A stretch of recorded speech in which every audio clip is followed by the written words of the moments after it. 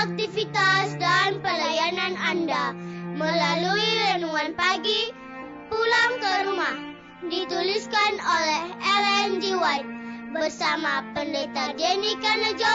Selamat mendengarkan. Shalom, selamat pagi para pendengar yang setia. Selamat menikmati hari yang baru. Selamat menerima berkat Tuhan melalui audio Renungan Pagi. Renungan Pagi saat ini tanggal 10 Juli 2020 berjudul Membantu Satu Sama Lain untuk Bertumbuh. Ayat inti kita terambil di dalam Roma 12 ayat yang ke-10. Demikian firman Tuhan. Hendaklah kamu saling mengasihi sebagai saudara dan saling mendahului dalam memberi hormat. Mari kita ikuti penjelasannya.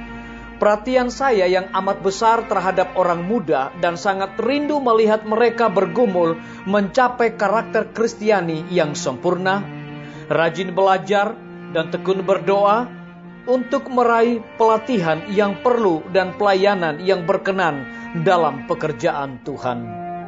Saya rindu melihat mereka untuk saling membantu mencapai tingkat tertinggi dalam pengalaman Kristiani.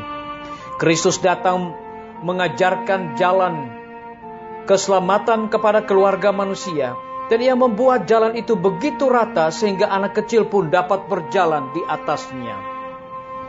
Ia mengajak para muridnya untuk mengikuti dan mengenal Tuhan.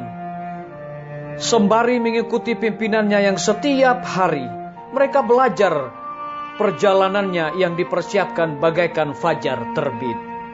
Anda telah mengamati terbitnya mentari dan datangnya siang, pelan-pelan di atas bumi di langit. Perlahan-lahan fajar menyingsing hingga matahari terbit, dan sinar itu semakin terang dan panas serta memuncak pada tengah hari. Inilah satu kiasan indah yang Allah rindukan terjadi bagi anak-anaknya dalam penyempurnaan pengalaman Kristiani. Sementara setiap hari berjalan dalam terangnya dengan penurutan kepada semua perintahnya, maka pengalaman kita semakin bertumbuh dan bertambah hingga kedewasaan penuh dalam Yesus Kristus. Orang muda perlu selalu memandang pada arah yang telah ditempuh Kristus. Setiap langkah adalah tindakan mengalahkan. Kristus tidak datang ke dunia sebagai raja untuk memerintah bangsa-bangsa. Ia datang sebagai seorang yang hina untuk dicobai dan menaklukkan pencobaan. Demikian juga kita harus ikut untuk lebih mengenal Tuhan. Dalam mempelajari kehidupannya, kita akan mengetahui betapa banyak yang dilakukan Allah kepada anak-anaknya melalui Kristus. Dan kita akan mengetahui juga betapapun besarnya cobaan kita alami, tidak melebihi apa yang dirasakan Kristus, agar kita memahami jalan kebenaran dan kehidupan oleh hidup yang selaras dengan teladannya. Hendaklah kita menghargai pengorbanannya demi kita sendiri. Orang muda telah dibeli dengan harga yang mahal, yakni darah anak Allah. Renungkanlah pengorbanan Bapa yang membiarkan anaknya untuk melakukan pengorbanan ini. Renungkanlah apa yang Kristus telah korbankan ketika meninggalkan istana dan takhta kerajaan sorga, menyerahkan hidupnya sebagai korban harian untuk manusia. Ia dipersalahkan dan dilecehkan. Ia menanggung segala nista dan hinaan ditumpukan orang-orang jahat kepadanya. Dan apabila pelayanannya di dunia selesai, ia menderita kematian di atas salib. Dicatat dari buku Amanat kepada Orang Muda, halaman 17 dan 18.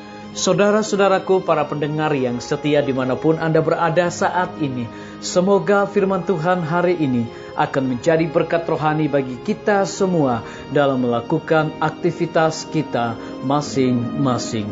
Saya mengajak semua para pendengar yang setia untuk berdoa bersama-sama.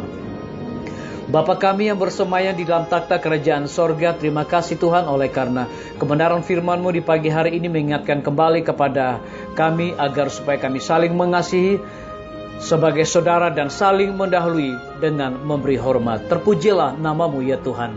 Saat ini hamba berdoa bagi tim medis. Tuhan berkati dokter, perawat bidan, para relawan kesehatan yang ada di setiap rumah sakit yang ada di Indonesia, lebih khusus yang ada di Provinsi Nusa Tenggara Timur yang kami cintai ini. Kiranya hikmat sorga Tuhan berikan kepada mereka, agar dapat melayani para pasien COVID-19 dengan penuh tanggung jawab. Hamba juga berdoa bagi pimpinan-pimpinan organisasi gereja Tuhan, dari tingkat yang tertinggi sampai kepada jemaat-jemaat, bahkan seluruh gembala jemaat.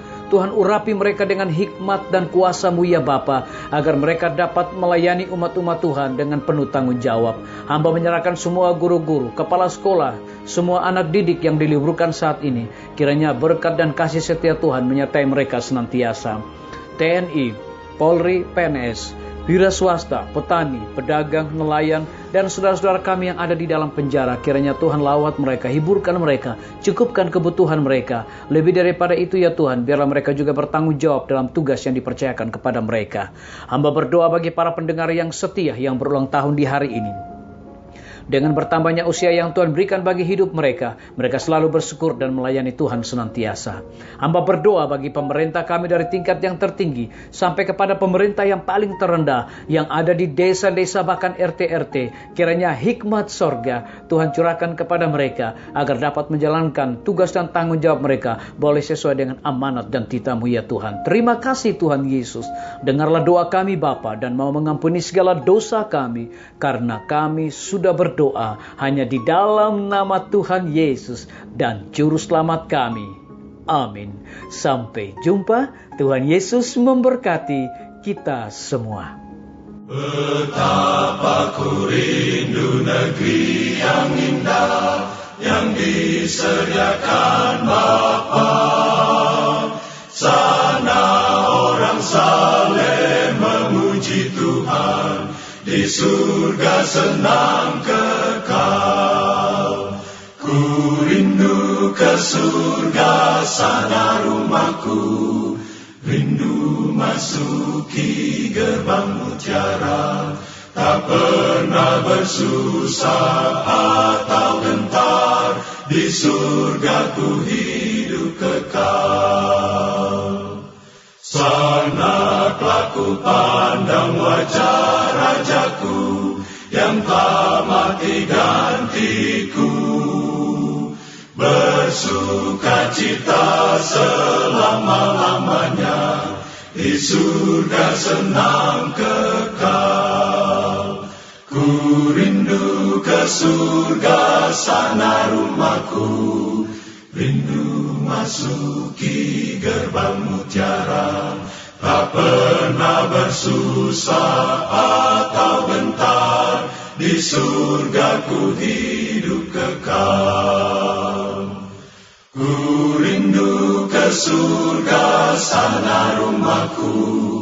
Rindu masuki gerbang mutiara, tak pernah bersusah atau gentar. Di surga ku hidup kekal.